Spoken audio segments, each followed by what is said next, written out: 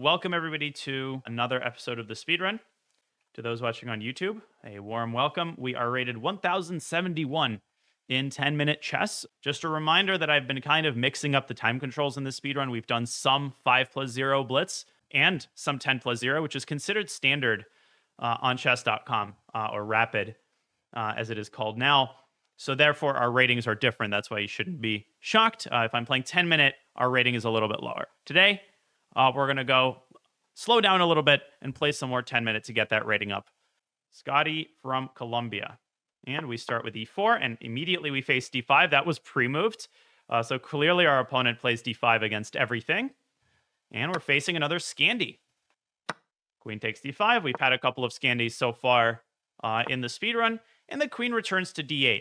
Now, you might remember that at a very kind of beginner level, people generally like to give one of these e-file checks, which digs black even deeper into the development disadvantage hole. Queen to d8 is one of three reputable lines, right? So there's queen a5, which is the most popular move.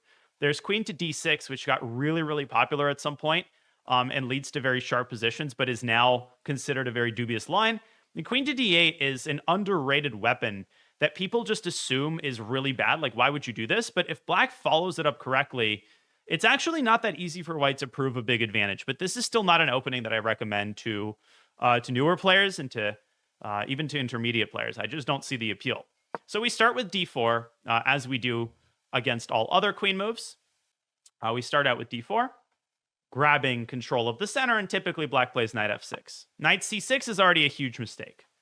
Knight c6 is a move that you almost never see in the Scandi, with some important exceptions that I'll delve into after the game. And there's a very good reason for that. The reason is that black has fallen behind in development. And paradoxically, the correct approach is not just to develop as quickly as black can, but actually to put a pawn on c6 in order to slow down the progress of this d4 pawn. Knight c6 walks right into not bishop b5. I think some of you might think bishop b5 is a good move. It's a decent move, but bishop b5 can be met with bishop d7, for example. The move that the secret sauce here is to play d5. And now the knight is forced to either go back to its initial square, which just looks awful, or to go up to e5, which looks just as awful, because that knight on e5 is extremely vulnerable. We can develop with tempo, and very quickly, black is going to collapse. I don't think black is going to make it to the king side here, just because our development advantage is so big. There's checks on b5. There's the idea of going knight b5. Like if we put a bishop on f4 and then we go knight b5, it's possible that black won't be able to defend the c7 pawn. So knight b4 is not something that scares us because we can just chase the knight with a3. Okay? It's just not scary. The knight will have to be banished to a6. Yeah, so our opponent is already, I think, sensing the danger. I'm expecting knight e5. Knight b8, knight e5. The moves are approximately equivalent. So start thinking about our response to knight e5, because there's a couple of good moves there. Maybe our opponent just resigns. It's just like, okay, this is terrible. I would say this is not losing, but it's borderline losing for black, unless they follow up like an engine. Yeah, so one thing that you should note is that if our opponent plays knight e5, I pointed out bishop f4, and you might say, well, bishop f4 walks into knight g6 with tempo. Yeah, but then we drop our bishop to g3, and what are we going to be threatening in that position? So if you can calculate along with me, knight e5, bishop f4, it allows the knight to retreat with tempo, sure. But after bishop g3, what is our huge threat? Our huge threat in that position is to go knight b5. And why can't black meet knight b5 with the move e7, e5, trying to intercept the diagonal?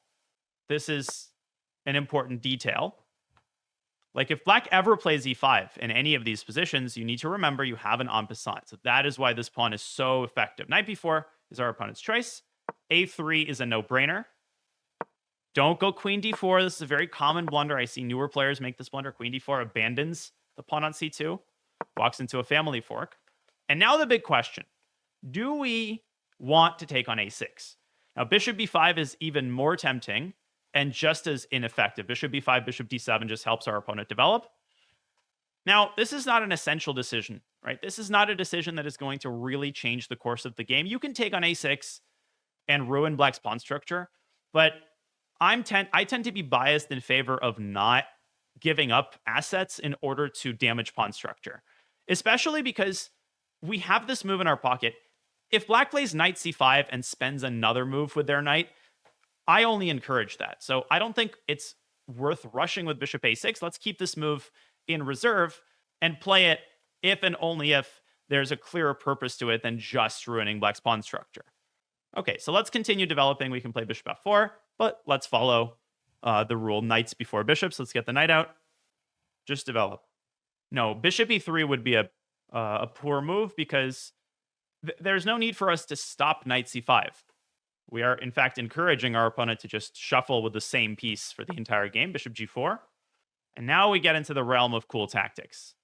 There's a lot of things that we can do here, and you got to be very patient. So again, some of you might want to go bishop b5 check. And already at this point, it's a very decent move. Bishop b5 check forces our enemy bishop back to d7. But I see a much better opportunity. I'm noticing that if this bishop can be chased off of the c8 h3 diagonal, then bishop b5 is essentially going to win the game on the spot, because black will be forced to play c6, will play dc, and the entire queen side is going to collapse. How can we try to encourage this bishop to leave this diagonal? Queen d4 is an excellent move. That's one thing I had in mind. But a simpler move is to play h3. A simpler move is to play h3. It doesn't matter. Queen d4 is also excellent. And bishop f3. Now, let's not rush. Bishop b5 check. c6 is bad for us. Now, in that position, you might say, well, what about dc? And then maybe I can go cb.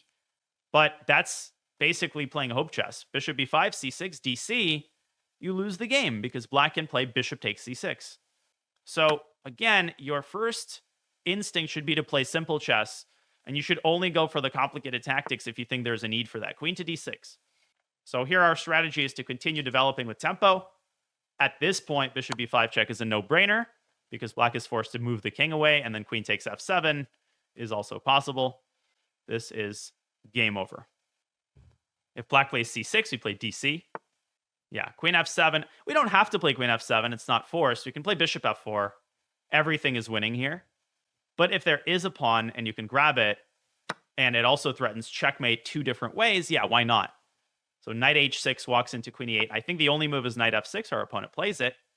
And now, again, this is a great moment where your tactical instincts might kind of shout at you that you need to find a tactic. And some of you might be looking at bishop f4 or knight e4. Knight e4 is a concept that I talked about a couple speedruns ago, deflecting the knight. Unfortunately, it doesn't do the trick. Knight e4 allows what nasty little defensive response? Who can tell me? Actually, there are two moves that knight e4 allows. The first is queen e5, but there's an even nastier move. What's the second? Not just queen e5, but also not queen b6. That's not the move. Queen, you guys are forgetting to check when you move a piece, what pawns or squares are you relinquishing? Queen takes d5, yeah. And suddenly, it's hard for white to avoid the queen trade. So if that doesn't work, do we need to panic? We don't need to panic. All we really need to do is check one last box. The reason that these tactics aren't working is because our king is still in the center. So let's just frickin' castle. This queen is perfectly safe. Black has no way of attacking it. Not a single way of attacking this queen on f7. So we're in no hurry whatsoever. Now, of course, we're threatening a bunch of things. c6, okay. I think we can just take that pawn. Because if black takes back, they drop the knight. And we could win the queen. It doesn't matter. Let's take the knight. Why didn't I play rook d1? Because there, black can play queen d1 and cb. I call this queen disease. Right? Just because you see that you can win the queen, it doesn't mean that you should just close your eyes and go for it. A minor piece is more value here than a queen for a rook and a piece. Okay, I hope our opponent resigns because there's just nothing left to play for here. c5. Now, of course, we can win the queen. Rook to d1. Knight d4. Okay, so our opponent is just giving up some pieces here. Let's take with a queen. And bishop b5 checkmate, right? You're not just automatically grabbing pieces. You're always looking for mate. This escape route is taken away. This escape route is taken away by the queen. This is a good pattern to remember. Not much to go over here. Just shows you that the Scandi is just not a good opening if you're a newer player. It just isn't. So in this position, black has to know a bunch of theory in order to basically survive out of the opening. And you can check out John Bartholomew's Scandi course. He does recommend this for black. But if you're playing this, you need to know some theory. And I'm pretty sure that in this position, bishop f5 is the way to play. But things get incredibly sharp here. So let's go through a little bit of theory. And I'll give you a couple of quick crash course in terms of getting on your feet in the Scandi. So queen a5 I'll talk about separately. Let's leave this move aside. For now, let's talk a little bit about queen d6 and queen d8. So queen d6 is a move that you're unlikely to face until, you're like 1900. It's just not a move that is on anybody's radar. But it is quite dangerous if white is not accurate. And it got really, really popular thanks to the efforts of a GM. And I'm curious, if you're watching on YouTube, maybe you can try to remember his name. Little trivia question. What GM, originally from Russia, is known as an expert in the Scandi and also in the Alpine Sicilian from white's perspective, and also in the Accelerated Dragon? Who knows the name of this player? I did play him once. It's not Eric Rosen. He's not a GM. Not Dubov, not Kaufman. His first name is Sergey. Not Sergey Svidler. Sergey Gotham Chess. Sergey Tivyakov. Matador got it. Sergey Tivyakov, who was 2,700 at his peak and really contributed a lot to the development of Scandi theory. So after queen d6, d4, knight f6, knight f3, basically black has a couple of approaches in this position. But the main point of this system is actually to reserve the c6 square for the knight and to play the move a6 to cover the b5 square. Because if black starts with knight c6, then knight b5 is very nasty. And here, you don't want to go bishop f4 because you walk into knight d5. You want to go c4 and expand in the center. And then you can bring the knight back to c3. This is a classic idea, by the way. You move the knight, push the pawn, and move the knight back. So a6 is the kind of modern approach. And now, the move that I think really shuts this line down is g3. In the old days, a couple of years ago, knight e5 was considered to be a very good move. But after knight c6, it turns out that black equalizes because the d4 pawn is hanging. So the move here is g3. And black obviously responds with bishop to g4 to limit the knight. And now you play the move h3. And the point is that if black plays bishop f3, you play queen f3 and you hit b7 with a great position. If black plays bishop h5, then you play bishop to g2. And at the right moment, you're going to push g4. So the main line is knight c6. Now you play the move d5. Just like we did in the game. So if black plays knight to e5, then it's all very simple. You play g4 and you win the game. Black is getting completely steamrolled. So knight f3, queen f3, bishop g6, castles. And here you can kind of see the big problem. When you have a pawn on d5, black is just unable to untangle. Like e6, obviously you're going to take. And if black castles queenside, then you win the game with relatively simple moves. You can play bishop f4 and you're just winning on the board. It's not like white has a forced win. Okay, so if you turn on the engine here, you're not going to find a forced win. The engine gives rook a to d1. What is the idea of rook a d1? Who can understand why are we playing this move? What are we trying to prevent? So a little piece of advice as you guys figure this out, it's not to overprotect d5. d5 is protected a sufficient number of times. What is the point of this move? Control the d file? No. Well, sort of, but you're getting warmer. So let's say that you're analyzing with an engine, and the engine gives a move, and you're not sure why the move is made. How do you figure out the point of a move? There's a couple of tests that you can perform that can give you some insight. One of those tests is to basically skip a move, right? To understand what your opponent's next move is, because it's possible that your move is actually somehow preventing or discouraging your opponent from doing something.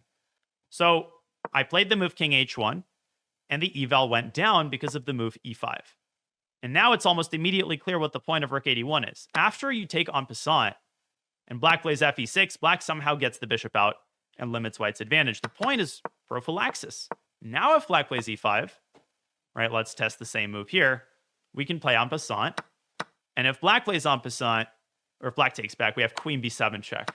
And this is the point. At the end, we play rook takes d8. If black gives up the d file, well, obviously that's a complete disaster. Black cannot afford to give up the d file. This is just an awful position. Bishop e3 is very strong because black's queen is unable to maintain contact with the b7 pawn. Queen b4, or let's say queen takes b2, actually. Knight a4, queen b4. Wow, knight b6 check. Beautiful, winning the queen in the game. Just gorgeous. Can white take the e-pawn? Yes, white can take the e-pawn, but black gets their pieces out, and you've cashed in all your chips for a pawn, and now you're never going to be able to play d6, so black is able to get what they want. So because of this, black is basically obliged, after knight c6, d5, to play the move knight b4, which is the theoretical move. 40 games in the database. But now we still play bishop f4. Chasing away the queen, queen c5, only move. We go back to e3, queen, let's say a5. And what did we just do? We didn't repeat moves. We actually developed bishop with tempo. If black goes back to d6, then we can play queen e2. If black plays queen a5, we simply castle. Now you're like, but this gives away the d5 pawn. But just look at the position. Knight d5, knight d5.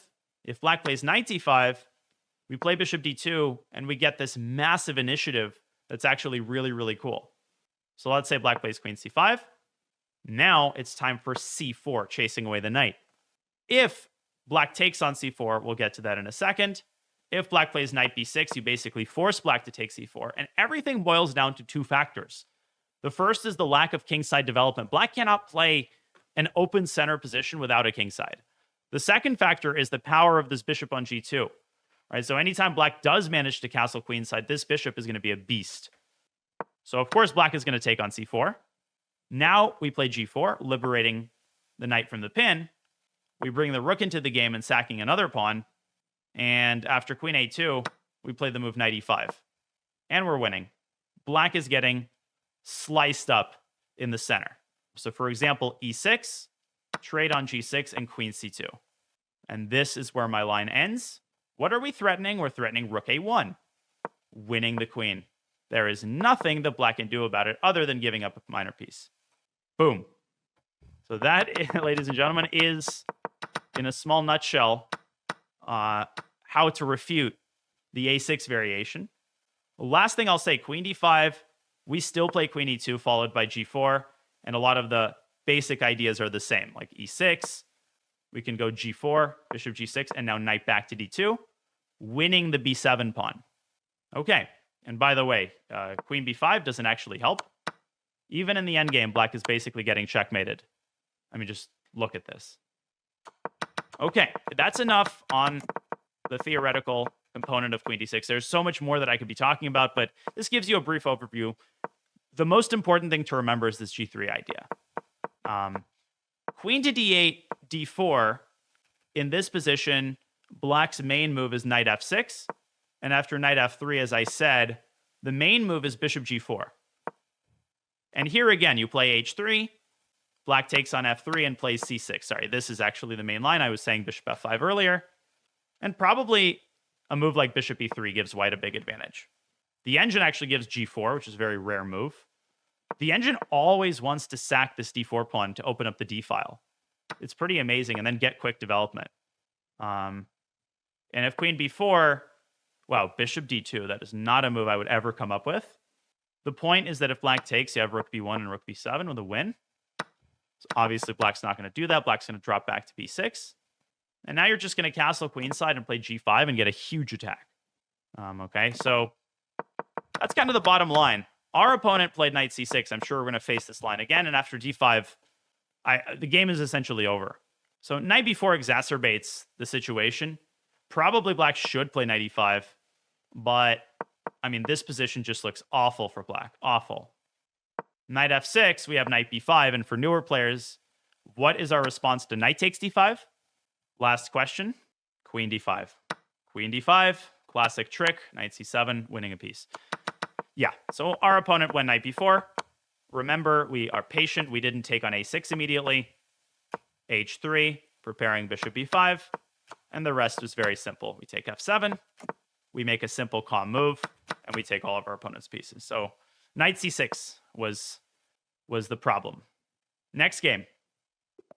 Black against Brick Frog. Sicilian. Well, that stumped our opponent. They've never seen c5. Okay, knight f3, d6, d4, and we will get a Najdorf, it seems, unless, yeah, knight f6. Okay, so bishop d3 is actually a move that's gotten more popular recently, and I'll be honest, I have no clue what the engine recommends against it, so we're just gonna we're gonna wing it. So, as I understand it, the point of the move bishop to d3 is white wants to reserve the right to play c2, c4, and get this kind of Maroczy-Bind style clamp in the center. So if we play a6 like we would in the Najdorf, I think the main idea at a high level is for white to play c4. Our opponent might not be doing this consciously. Like, they might have just stumbled into this move. But white's idea is to play c4. The drawback of the move bishop d3, and the thing to understand, is that we're not tied to playing the Najdorf, right? We need to be flexible in our opening approach. So I like that, knight on d4 is vulnerable. So we can make a move that exploits that immediately and also develops a piece. We can basically play this rouser style. And what is the rouser? The rouser, or the classical Sicilian, is after knight c3 to play the move knight c6. And it's a very underrated Sicilian that's a lot more rare than the Najdorf, so people don't always take it seriously, but it's a very annoying line. Very dangerous weapon if you study it. Daniel Dubov is known as one of the top classical players in recent times. So let's play knight c6. Let's play a good version of the rouser. So immediately we're challenging this knight. We're asking white a question. And newer players are inclined to trade when a trade is possible, but this trade is almost always good for black in the Sicilian. Something that you should just remember. Anytime a trade on c6 happens and we're able to capture toward the center, we get this very mobile pawn mass, which may not seem like anything special. We also get the semi-open b file. Are these decisive factors? No. And white does play the move c4. But still, it's quite nice. Now we have to decide what we do with our bishop on f8. Now, as an experienced Sicilian player, you should be inclined to make the correct decision here. The options are we can play e5 and bishop e7, but that just doesn't seem to carry enough, pizzazz. I think a more pizzazzy way of developing is for us to play this dragon style and fianchetto the bishop, g6, fianchetto, and the bishop is going to be nicely controlling. Because I'm looking at some of these weak dark squares. That's what's influencing my decision, right? If the white pawn was on c2, then there is a future in which, okay, we could fianchetto the bishop, and maybe white could put the pawn on c3, kind of like we do in the modern, right? But because white's already committed to c4, that tells us this bishop is going to be very powerful because its control over the diagonal cannot be impeded by any pawns. And I'm also, in the long run, looking at this b2 pawn. Remember, I mentioned rook b8. The knight could also drop away from f6, and the bishop and the rook could combine and put pressure on b2. These are long-term considerations, still things that you should be noticing. Castles, castles, obviously. And of course, we still have this bishop, but we don't need to develop it just yet. Let's see what white does. Okay, so I'm expecting a move like bishop e3. As our opponent is thinking, you should be kind of trying to create a roadmap. h3. Okay, so our opponent kind of plays a nonchalant move.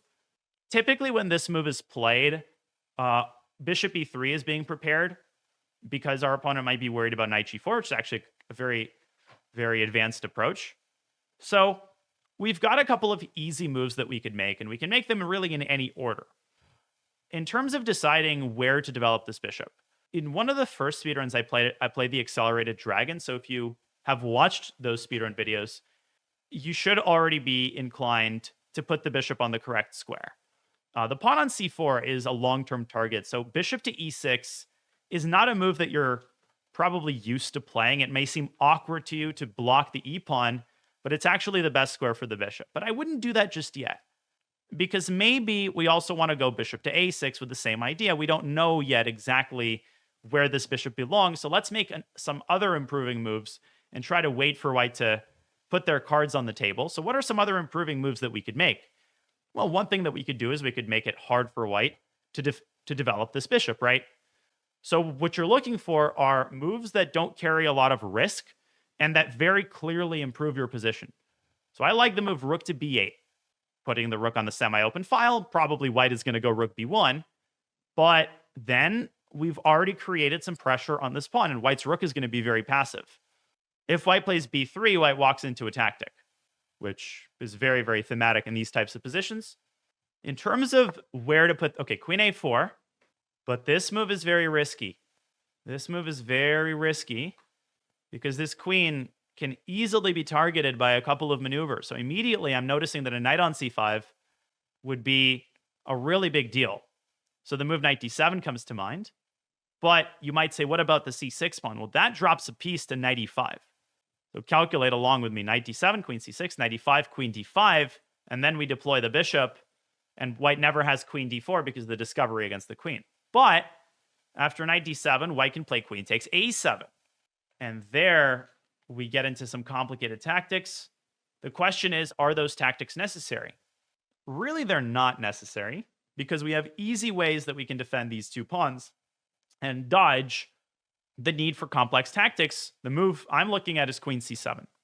Easy clap, because remember, bishop e3, we still take on b2, and the knight on c3 loses its support, which makes knight d7 even more powerful of an idea.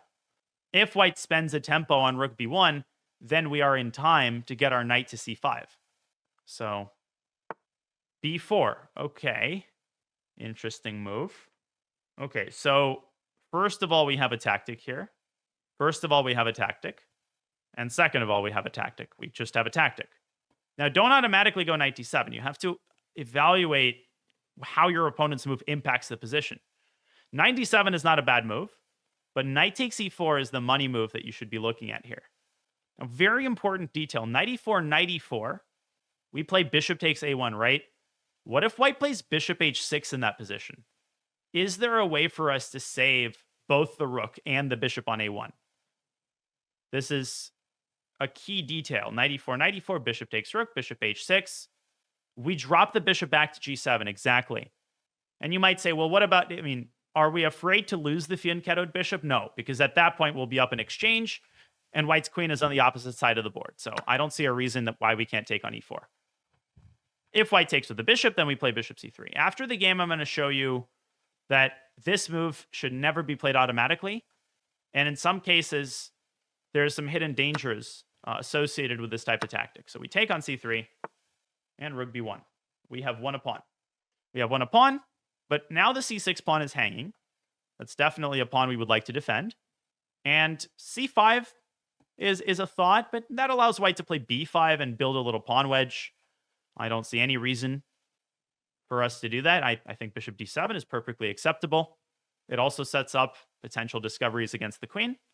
And let's see what white does. This bishop can drop back to g7. Bishop h6 is what I'm expecting. But at this point, I don't really mind a trade of dark squared bishops because white just doesn't have that many minor pieces, and there's no attacking potential on the king side. Even if this bishop is traded, our king is still very safe just because our pawn structure is so healthy. a3, very slow move. Clear indication that our opponent is kind of starting to lose the thread. So some of you might be tempted by the move d5. And if you see d5, that's actually great, but there is a very hidden defect, no pun intended, with the move d5, which is that this bishop on c3, right? Anytime the bishop is outside of its fianchettoed square, it's vulnerable. So after d5, white has this very nasty move, queen c2, retreating the queen, but more importantly, setting up c takes d5 as a threat. So I again, wouldn't engage tactically just yet. Now, we can also play a5. We can kind of try to do something similar. We can play a5, but again, we allow bishop h6. And again, the theme of this game has just been avoiding unnecessary complications. So a lot of problems can be solved just by dropping the bishop back to g7. It's not a glamorous move. It's not sexy, but it's going to do the job. Because now d5 is a huge idea, and now we don't have to worry about this headache of bishop h6 or the queen dropping back. It's a lame move, but it's a very strong one. Bishop b2. Now, like I said, trading bishops is something we absolutely do not mind. If you don't want to trade, you can also play e5. Actually, e5 is an excellent move here because it sets up the idea of d5. So I think this is largely a matter of taste. But for the sake of simplicity, let's take, and now it's time for d5, as many of you pointed out. Of course, presumably our opponent is not going to take and blunder the piece, although you never know. Actually, takes on d5 does not blunder a piece because white has queen c2 there, but still, it's bad. Bishop d3 would be my move with white, but at that point, we shift our focus from the queen side to the center, where our extra pawn is contained, and we just steamroll white in the center. Now, what is going to be our response to a move like bishop to d3? What does that mean, steamroll white in the center? Well, basically, we just start pushing our pawn majority in the center, right? We have all these pawns. Not d4. I wouldn't start with d4. I would start with e5. Yeah, e5, e4, f5, f4, f3. I mean, just the pawns are going to destroy white completely. So, easy clap. Bishop d3 and e5. Yeah, let's just run the pawn up. Now we want to play e4. a5 instead of d5 was possible. a5 was possible here, but it doesn't really threaten anything, right? b5. Okay. Now, you might be tempted by the look of dc, but no, it's not good. White takes back with a queen. So at this point, you should make sure that you're maintaining the sort of integrity of your central pawn mass, which means you don't want to give up the d5 pawn. So you can start with e4, or you can just play c takes b5 first. It doesn't really matter. So cb, we're hitting the queen, so white has to recapture. Now queen c3, I'm positive, is tempting some of you, but queen c3 is not so effective because white can lift the rook up to b3 and protect both the bishop and the rook. Now, if you want to be super, super clever, you can try to deflect this queen so that queen c3 actually does result in a fork. How would you try to deflect this queen? If you wanted to be very shrewd, how would you deflect the queen? Well, you're going to play the move a6, and queen a6 runs into queen c3, which is kind of a cool tactic. And a6 is an excellent move because it also threatens ab. In fact, it's so good, I think we're going to play it. Let's play a6. I think it might be the best move in the position. The alternative, obviously, as I was saying, is to play e4 and just like continue to roll the pawns up the board. Rook fb1, our opponent does not bite.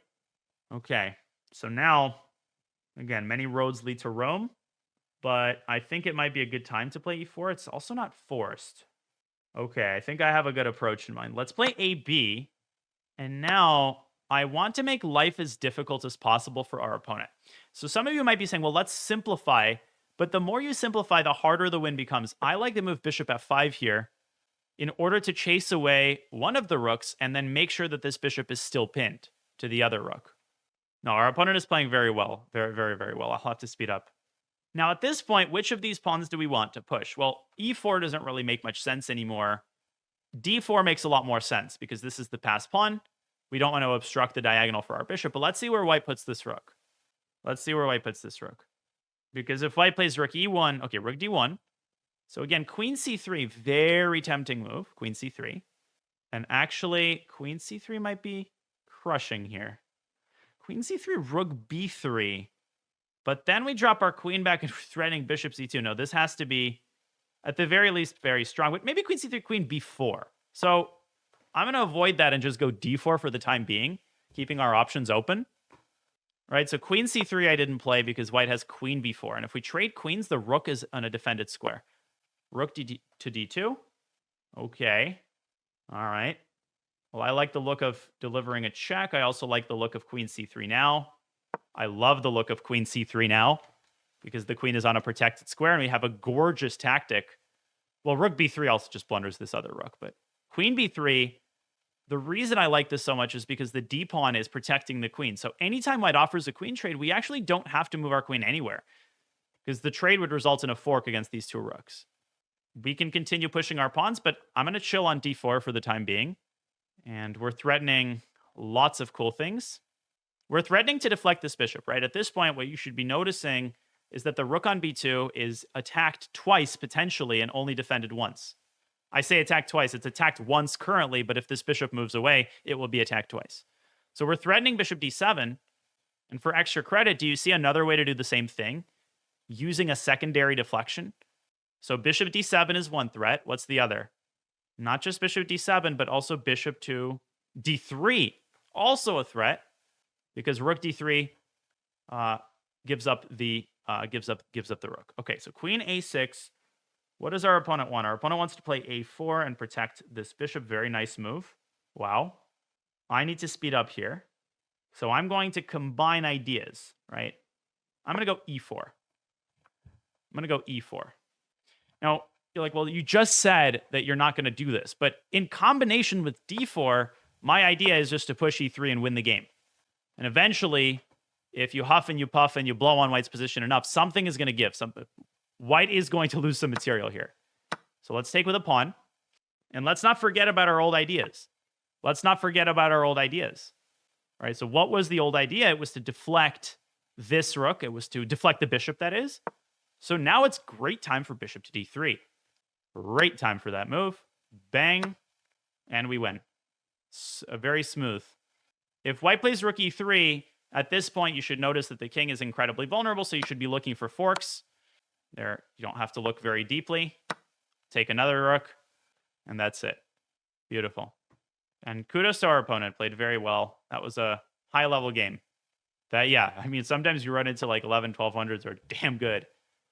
Okay, so what's the nicest way of winning this, right? People run into trouble when they try to... You should still be calculating a little bit with 20 seconds left. So rook f2 is much better than taking on d3. That will prolong the winning process. You want to go for checkmate here. Or to trade queens, but that's an advanced method.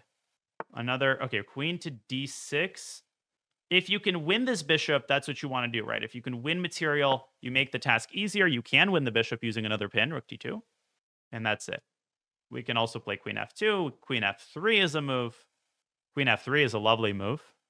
But unnecessary. Let's just take the bishop on the next turn. Yeah, that's over. Okay, queen f8, king f8. a6, yeah. Queen f3 is the clinical move because we're preventing bishop b7. Because there we have rook takes g2. Bang. And queen f1 mate. Okay. Big round of applause to our opponent. Let's go through that one. And also, I'm very interested in the opening because I don't know the move bishop d3. It has been played against me in serious blitz a couple times, and I usually react with knight c6. So let's check the engine here and check the recent games. Okay, so yeah, knight c6 is the main move actually, and it's the best move according to the computer. So obviously, knight c3, a6 is the Najdorf, which I will be playing in the speedrun. But knight c6 is called the Rouser. If you're looking for an underrated Sicilian, check out the Rouser. There's some chessable courses on it. I think Saturaman has a course on it. White's main response is bishop g5. And here, one of the benefits of the Rouser is that if white doesn't know it, white is very likely to play the move f4, because this is the move you play in the Najdorf. And f4 in this position is already bad, believe it or not. f4 against the Rouser is bad. White is supposed to play queen d2. The reason is because black has the move h6 and then bishop e7. And it's hard for white. I mean, the basic idea is that white is unable to play queen f3, as they are in the Najdorf. And if white plays queen to d2, who can tell me the secondary reason this is an important tactic, which also is prevalent in the Najdorf? So anytime you have this type of situation and there's a queen in the line of fire of our knight, you should be spotting knight takes e4, which is easy to calculate because this is just a dead end. And this is a series of mutual captures, but you can take the bishop, which is super important. And black will emerge up a pawn. Whatever, knight c6, bc doesn't change anything. And the knight can evacuate via e3. If white would have had this move, white would be winning, but no, there's a pawn on a7. Okay. So in the Najdorf, this also exists, this particular theme, because here, if white plays queen d2, you do the same thing. You play h6. And if bishop h4, you have knight takes e4. Anyways, bishop d3, knight c6 makes a lot of sense. So white takes on c6, which is actually totally fine. This is the main line. And here, white plays c4. Still following a lot of Grandmaster games. I see the game Nihal versus Giri from Speed Chess Championship. The more popular move here is actually castles. Now black is supposed to play g6. And here, the most popular line is actually to fianchetto the dark squared bishop. And it's just an equal position. I mean, it's just an interesting Sicilian struggle. Castles, knight to d2 is typical. And now the computer actually gives this interesting move, knight h5. Because here, you're aiming for f4. And also look at these dark squares and how weak they are. If white plays f4, then you can play e5 and really carve out your control over these dark squares. Black is doing fine. So you can investigate this on your own. It's not, essential for us to follow the theory. Our opponent plays c4. Now we play g6. Yeah, knight c3, bishop g7, still following a lot of games in the database. Castles, castles. We're still following Nihal versus Giri, Andreykin versus Rasulov. So a lot of high-level games here. And h3 is the main move. So the most popular move is to play h3. Once again, bishop e3, which is the move white is preparing, walks into knight g4. And why is knight g4 a good move? It's not a good move because it hits the bishop. That's not the reason we want to play it. The reason we want to play knight g4 is that the knight can then be cycled around to e5. And after bishop e2, we have a very nice positional idea. We can go c5, knight c6, and knight d4. Look at that maneuver. And we have this just tremendous outpost for our knight. So that is why h3 is played, to prevent the knight's access to g4. So rook b8 is the most popular move. I can't believe we're following the main line. Knight d7 is also very popular. So rook b8, still following Andreykin versus Rasulov. The engine gives this position as equal. Queen a4. Wow, fascinating. So apparently in this position, we played queen c7. Queen a4 is a novelty, and it's an inaccuracy because the queen is very misplaced here. The correct move for white is queen c2, preparing b3. Okay, that makes sense. Knight d7, b3, knight e5, bishop to b2. And again, the computer really likes this maneuver, c5 and knight c6, and black is doing great. Black is doing great in this position. Just a good thing to remember. After queen a4, the engine move is knight d7. And after queen takes a7, I can give you 5 attempts, and you probably will not guess the correct move here. Not because it's outlandish, but because it doesn't seem like it advances the causes of your position. Let's see. I'll give you guys some attempts here. No. But don't just guess. It's not going to be an illogical move. It's going to be a move whose logic is hard to understand. Every fish knows got it. It's queen b6. Didn't occur to me at all. And black has a pretty big advantage here in this position. Now, this is pretty similar to the Benko Gambit. So if you're a Benko player, you might understand why this is so bad for white. And the Benko Gambit, which is an opening that is not popular these days at the high level, it's c5, d5, b5. You get this type of situation where black gets this long-term queenside counterplay, and it's very, very hard for white to deal with it in the long run. So even with the queens off the board, the reason that black is so much better is because white simply cannot solve the problem of this b2 pawn. White is paralyzed. All right, so the logical move here is rook b1. But now suddenly black is able to take on c3, crippling white's pawn structure. Now the bishop comes out to a6. White has to defend. All of you would play knight e5, but that's not the best move. Best move is to start with rook e8. Rook a8. Bishop e3. Now you play knight e5. Bishop e2. Bishop takes c4. Bishop c4, knight c4. White has to protect the a1 pawn. And now takes, and rook a3. And look at white's structure. Where is our king going to go? It's going to go all the way up to e5. And black is winning. Why are we playing in that order? Because if we start by playing knight e5 and bishop takes c4, this just doesn't come with the same effect. Actually, no, it does. I apologize. The point is white can play bishop to c2.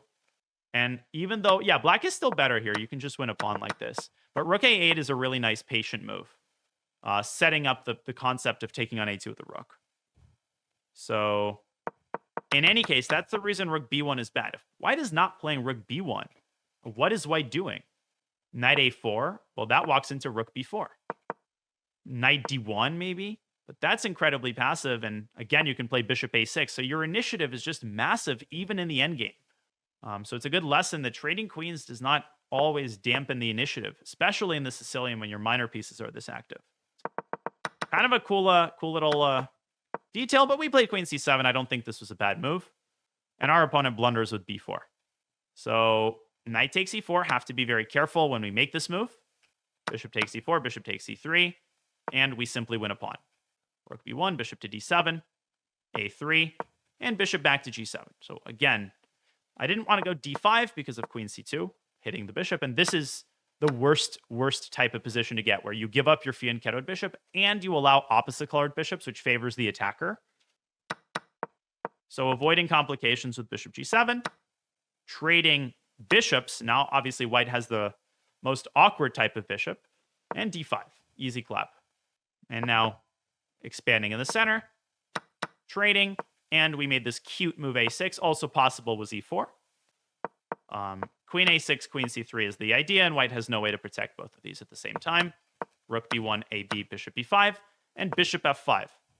Dodging the trade and forcing this rook away. Now this rook is unprotected. d4, simple chess. Queen c3, attacking the b2 rook so that, again, the bishop is still paralyzed. And setting up the idea that here, for example, we can play a move like rook c8. We can play a patient move because queen c3 is not a threat. Now e4, advancing in the center, and winning material with bishop d3. One last detail, rook e3. What would be our response to this move? Who can tell me what the clinical approach here is for black? Queen c1 check is correct. Or bishop b5. That's the Russian schoolboy method, but not automatically taking on b2. Because here, you're only up in exchange. Of course, you're winning, but you can win the rook with queen c1 check. So either white gives up b2 with check, or white gives up the other rook, and the bishop is still pinned.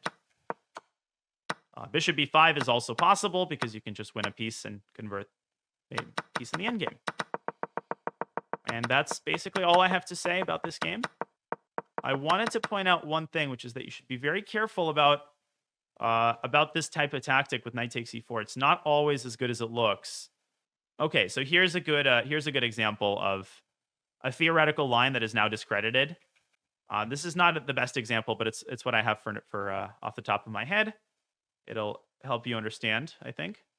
There we go. So this is a game from 2014 that I played. I was playing white, so I was facing the King's Indian in this game. And I was facing the King's Indian. I played a fianchetto, and we reached this theoretical position. So here, my opponent kept playing a line that I investigated with Stockfish and realized is really bad. He played the move c6. Now, it obviously seems to blunder the knight to b4. But here is where things get kind of tactically interesting. His idea was knight takes c4, knight takes c4, and knight takes d5. And the point is that this knight is now attacked twice, so you can't play a move like bishop b2. And if you play knight d5, he had the idea of bishop takes a1. And black has two pawns and a rook for two minor pieces, as well as a big center. But this turns out to be a huge mistake. By the way, c takes d5, you have this move knight b2. This is the game changer. So black is forced to take the rook. What is white's best move here? And this is what my opponent underestimated. It's not a move that wins material. So it's not knight d3. So knight d3, he drops the bishop back to e6 and black is groovy. It's bishop to h6. And if black plays cd, you can actually take a1 and you're threatening mate. You're going to win material. Now, as we discussed, black drops the bishop back to g7. But now the king is weak in the long run. You have very easy ways to involve your pieces into the attack. And basically, I just crushed him with a kingside attack. He panicked at this point, played b6, and he gave up material almost immediately. So the point is, be careful about this type of tactic. That's all that I wanted to say. And yeah, once we took the pawn. Here, of course, you cannot compare the two situations because we are up in exchange here, and white has a lot less going for him on the king side. That's from 2014, by the way, that game. Any questions? Any questions? Yeah, good introduction to some basic Sicilian ideas. I also mentioned that, just a clarification, Marozzi bind, the actual Marozzi bind is a response to the accelerated dragon. The Marozzi bind variation is c4. So when I call it the Marozzi bind, I'm calling it informally, like I'm referring to these two pawns on e4 and c4. So we had a very similar position to an accelerated dragon here. I did win that game. But just notice the use of our knight. How this knight is such an important piece in these types of positions, either going around to c5 or going around to d4. which of course is the main drawback of a system like this, is it allows us to clamp down on these dark squares in the center. Let's play one last game, and then I'll finish up the stream. We're almost at 6 hours. Let's do this. White against an 11-27. Good luck. Another Scandi. This is getting pretty crazy. Imagine if... Okay, queen d8 again. Perfect. Hopefully this time our opponent doesn't play knight c6. That would be boring. It's interesting how every speedrun reveals like different opening trends. Clearly, people are for some reason playing the Scandi like en masse. Although I have a pretty small sample size. See, and our opponent is already thinking, which is a bad sign for black. You know, you can't play this line unless you know the theory. But Levy recommends the Caro-Kun, doesn't he? Like, Levy recommends Caro. Oh, Gotham is also a Scandi course, apparently. Okay, he has a Scandi course. Really not a good opening if you're under 1700, let's say chess.com rapid. I would really only consider the Scandi at that level plus. I would never recommend it to a beginner. Ever. I think it's a horrible choice at a beginner level. At a beginner level, really, you should be deciding between e4, e5, and e4, c5. Okay, so finally our opponent plays knight f6, which is correct. We play knight f3. This is what we just talked about earlier. Bishop g4 is the most popular move. And perfect timing. I remember what I looked at, which is h3. h3. Immediately forcing black to decide whether they want to give up the bishop pair or drop the bishop back to h5. And from our analysis of the queen d6 variation, the correct ideas should already be kind of swirling in your mind. The point here is we want to treat this very similarly to the queen d6 variation. And I think our response is largely the same, which is what? Now, if you don't know anything about this position, you're probably thinking, oh, let's go bishop e2 or bishop c4 maybe. But that's not the money move. The money move is g4. But the point is not necessarily to throw a knight into e5 as quickly as possible. Our development is more important. The real point is this bishop on g2. Remember, I pointed this out. This bishop is a huge beast in these lines, and this is no exception. Knight e4. So what we don't want to do is take, because that gives black a chance to contest our bishop. Do we care about knight takes e3? Absolutely not. We want to encourage it, because after bc, not only is the d4 pawn reinforced, but we get this semi-open b file. So what is the nicest way of encouraging knight takes e3? Well, there's two things I see. Queen e2 is a good move, but knight e5 is irresistible, because this also opens up an attack on b7. Yeah, knight e5 is just crushing, I think. Yeah, so now our opponent, I guess, can play knight d6, but that doesn't change anything. Knight c3 bc, and black is busted. The game is basically over. So at this point, we have a nice little choice between two different approaches. The move that we're going to play is rook b1. This is, I cannot resist the move rook b1. But anytime you have this situation, and I talked about this before, you need to remember h4 can be incredibly devastating. Why is it so devastating? Like, why can't black just play h6 after h4? Well, because then you play knight takes g6, and black has to take with the f pawn, which is potentially suicide. Like, potentially that kills black immediately. Because at that point, black's pawn structure not only suffers, but that g6 pawn itself is going to be indefensible. As a matter of fact, h4 straight away might be the most accurate move here. There's probably no reason for us to play rook b1. Yeah, I mean, I don't see why we can't just go h4 immediately.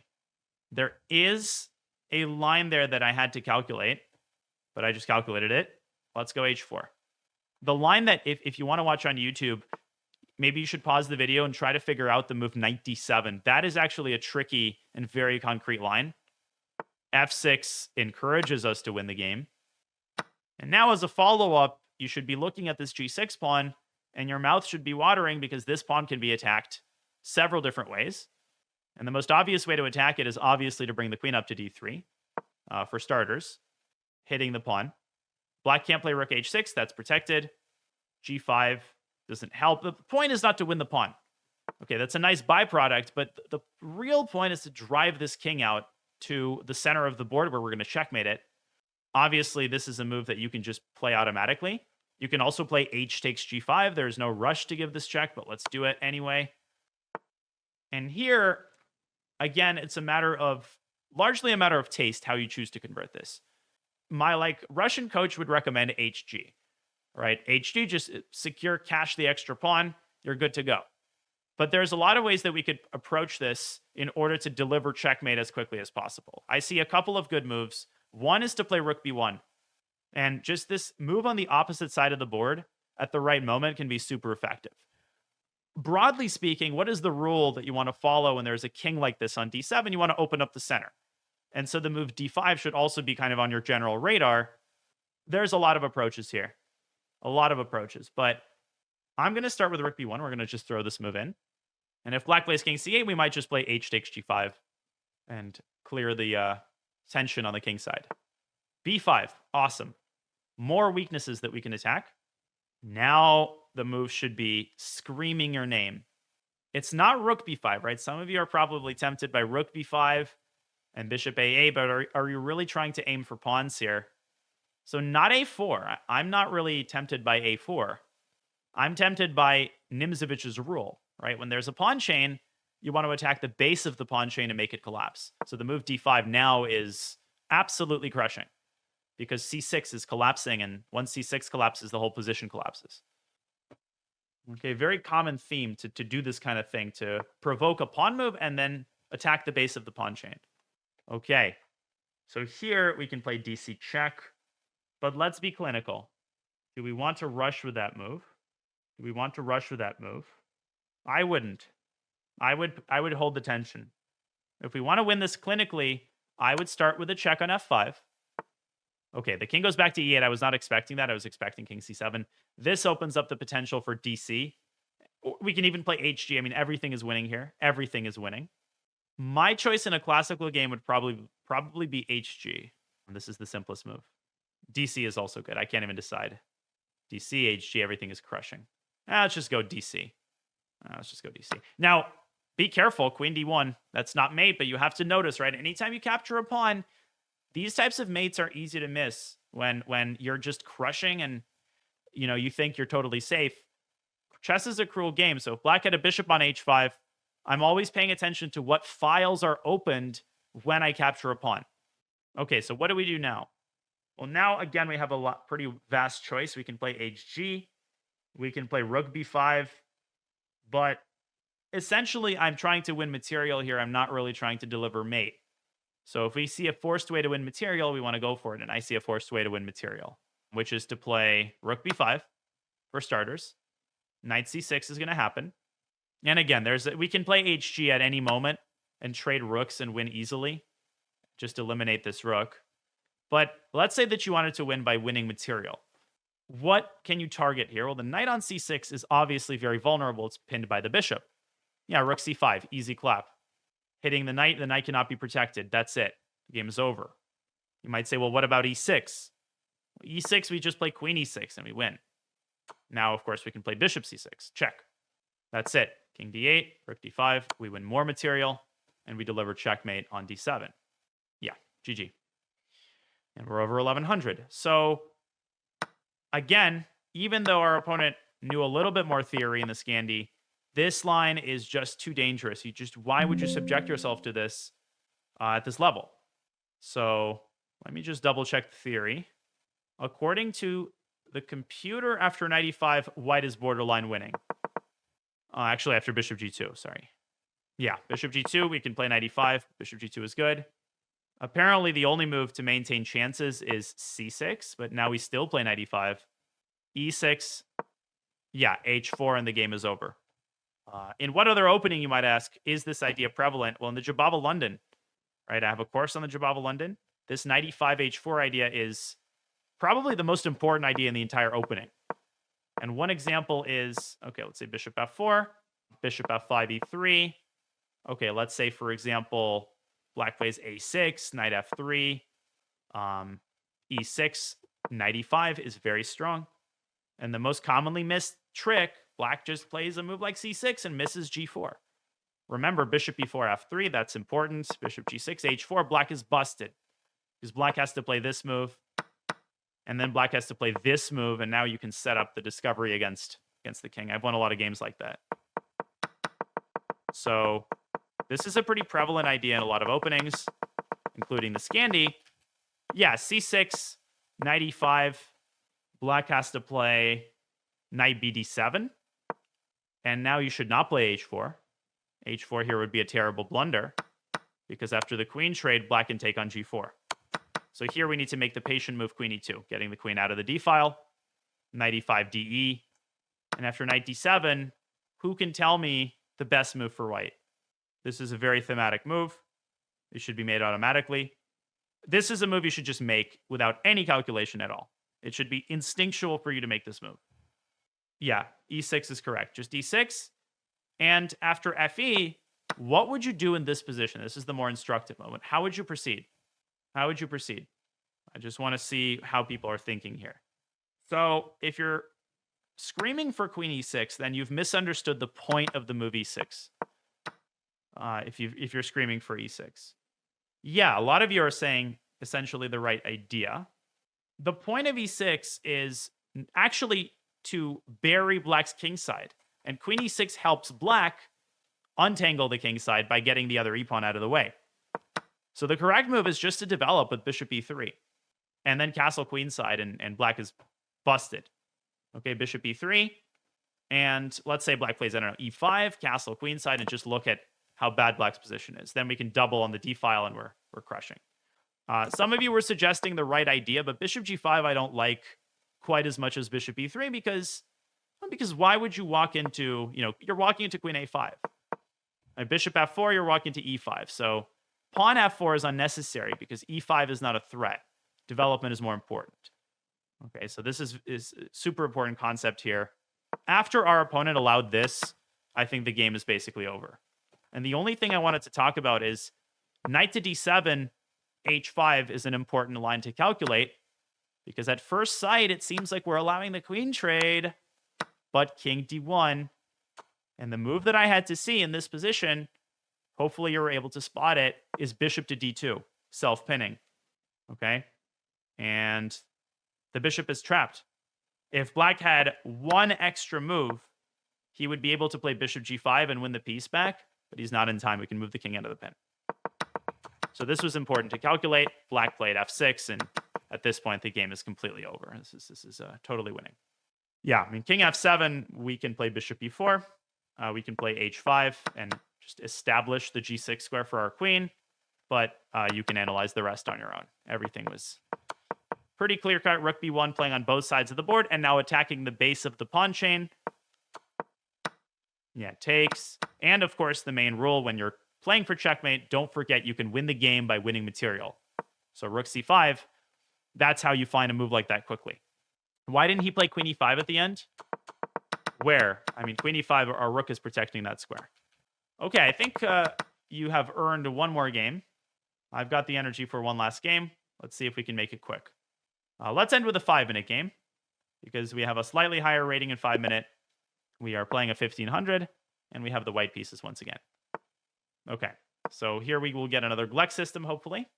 Although a lot of people have played the Philidor at this level. Let's go knight c3, and let's get an... Okay, f5. So we are facing a very obscure opening, which is the delayed Latvian Gambit. It's also very, very bad. It's just as bad as the regular Latvian Gambit, but you have to know how to respond. So the regular Latvian Gambit is f5 in this position. And there's some theory there that you should know, but the deferred Latvian, of course, prevents knight takes e5. But if you have solid foundations in chess, your instinct here should be pretty clear. Like when black opens up the king like this, the instinct should be to open up the center and return. Right? So the move here, the thematic move is d4. Looks very complicated, but it's not. Right? e d4, knight d4. We're not sacrificing anything at all with this move. We're just opening up the center. And once the center opens up, the king is going to get caught in the crossfire. Okay, knight f6. So this might be some sort of weird theory. In fact, I'm kind of vaguely remember this, studying this a while ago. I think our opponent's idea is knight takes f5, d5. So typically, if you're facing kind of a gambit that you're not familiar with, try to avoid like too good to be true continuations and try to play practically. So what does it mean to play practically here? Well, let's make a move that we kind of know is going to give us a stable advantage and is going to avoid some of the complicated theory, some of the tactics where we might get caught in some prep. Let's just play knight takes knight. Knight takes knight is simplest. Now we've got a couple of options. We can play bishop g5, but I also don't see a reason we can't play ef. I don't see any reason we can't just bag the extra pawn. And you might say, well, doesn't this allow d5? Yeah, but d5 is not itself such a dangerous move. We can play bishop d3 in return. So here, do not go bishop c4 and walk into that. Remember, this is the pawn that you want to hold on to, so we go bishop d3. And we get our king to safety. And we have an extra pawn and a better position, d5. Okay, lots of ways that we can play this position, but I'm anticipating that our opponent is very likely to follow up with c5. And if black follows up with c5, it would be very nice if we didn't run into c4, and our bishop then would have to move back to e2. So we can't prevent c5, but we can take the sting out of it. That's what I call type 2 prophylaxis. So we can engineer a situation where after c5, we can push our own c-pawn up and extend the diagonal, expand, open up some escape squares for the bishop. For that to happen, we need to move our knight. Where would we move it? Well, it would be smart for us to move the knight around to g3, adding another defender to this pawn. We could also play knight f4 and try to go to e6. That's more ambitious. Now the black has wasted a tempo. Knight f4 looks really juicy. Really juicy. We can follow up with rook e1, and once we put a knight on e6, black is basically forced to capture it, giving us a far advanced pass pawn on e6, or even a rook on e6. c4, bishop c2 was the idea. Okay, queen d6 doesn't actually threaten anything. We could follow up with our plan, rook e1. And we are ready to play knight e6 on the next move. But there is no rush. I mean, we can also build up the pressure with queen f3. We can build up the pressure with queen f3, but I cannot resist. This is too tempting. Let's go knight e6. And in light of the fact that black has put the queen on d6, I think it's reasonable for us to recapture with a rook, because that's a tempo move. Okay, our opponent blunders the queen.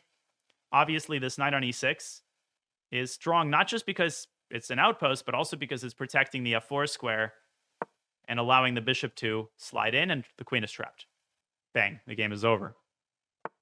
Knight e4. Now let's play clinically. Do not just automatically grab the queen. Pause for a second. Is there a better move? Is there a way for us to accelerate the process? Is there? Well, there obviously is. We can play bishop takes e4. The queen is still trapped, and we're basically not even giving black a minor piece for the queen. Because after knight f4, we're pinning the bishop on d7. Bang. And now we win the game. Resigns. Good. Okay.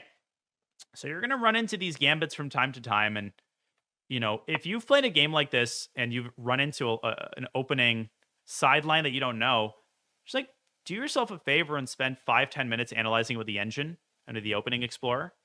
Now, I mentioned the Latvian Gambit. I don't remember if I've covered the Latvian Gambit in depth on a speedrun. I'm pretty sure I have, but the 1 minute version is that you play knight e5 here, and the traditional move is queen f6. And then after d4, d6, knight c4, fe, this is the main line. White develops with knight c3, queen g6. And in this position, the modern engines refute the Latvian by giving this move f3. And the bottom line is that after ef, queen f3, white just gets this absolutely overwhelming initiative. For example, if knight f6, then we play knight e3 and knight d5. And bishop d3 is coming as well. If black plays knight to c6, then we play knight to b5 and hit the c7 pawn. Bishop g4 is the main line. Now the queen slides over to b3. And if black castles queenside, we play d5 and just look at our pieces clustered on the king side. We're never actually afraid of a check because we can block with the bishop or even the knight. And the game is over. a7 falls, and it's basically checkmate to the black king. So this is no-go. This is a no-go. There is a tricky line in the Latvian where black plays knight c6. This is like a Stafford-like sideline. And the computer move is to play queen h5. But this gets a little bit complicated. So if you want to play the practical move, just take on c6. And after dc, I don't know, just play knight c3 and you're up a pawn for no compensation. All right, so it's the mark of a really experienced player when you're running into something you don't know to find a practical way to avoid the complications. Now, the way our opponent played it, obviously we can't take on e5, but we can play d4 and open up the center. So e takes d4, knight f6. Yeah, so the computer line actually is to play knight f5 And now after d5, to just play ed, actually, ed. Bishop takes f5 and dc. Queen takes queen check. We play knight takes queen and reroute the knight to e3 with a healthy extra pawn. So this is just bad for black. If black plays bishop to b4 instead of d5 and tries to be tricky in that way, then we can play knight g7 simply. King f7, knight h5. The knight evacuates. Knight takes e4, obviously, is kind of the idea. And, wow, queen f3 is absolutely crushing. So the knight is hanging, so black has to go here. Bishop c4 check. Another one. The king has nowhere to go. And if king g6, we have checkmate in a couple of moves, like so. Okay, so this is just garbage opening, but I decided to dodge the complications, and I played knight c6 and ef, securing a big advantage. Now, black probably should have played d5, bishop d3, and bishop to d6. This is obviously the best place for the bishop, but our opponent played it a little bit more passively. The critical moment in the whole game was this idea of knight e2. So the takeaway is this knight e2 concept that you should file away into your memory. Right, so knight e2 preparing to play c3, and this is very common in an opening like the Caro-Kann also, where in certain positions, and I'm just going to give you the skeleton, right? In some positions, you consciously drop the knight back in order to build up a pawn chain. So this idea is very important. Here, we drop the knight back, not just to reinforce the f5 pawn, but the main idea is to keep the bishop on the diagonal. Right, so c5, c3, and now c4 is no longer dangerous. If we had ignored black's idea, then c5 would be very annoying, because then we have to drop the bishop back and give back the f-pawn. But flexibility, right? So originally I thought we'll put the knight on g3. But because black has played this so slowly, I noticed that we have this e6 square that we could target, and black has really no way to surround the f-pawn. Okay, so rook e1, patient, knight e6, and black had to take, but this is a disaster for black because the queen drops back. We could still play bishop f4, and the pieces are just coming out really nicely here. What if they move the knight on f6 and attack the pawn twice? So I assume you're asking, what about knight e4? There's many things that we could do after knight e4. There's many things we could do after knight e4. I think even a move like g4 is perfectly fine because we're threatening bishop e4. I think g4 is perfectly acceptable, but if you want to be less adventurous, you can play bishop e4, d4, queen d6 first. And at this point, you play g4. Black is out of ideas. If black plays g6, then again, you can play knight e6. Bang. Bishop b6, fe, and black loses the second pawn. So, yeah, I probably would do this if I were black, but the game is essentially over. And trapping the queen, but being patient as the follow-up. Okay, guys, on that note, 6-hour stream. I know I hadn't streamed in a while, so I wanted to make this a long one. Hope you guys enjoyed the match with Andrew, the speed run. So thanks, everybody, for the support. And I'll see you guys later. I will stream probably Friday. Thanks, everybody.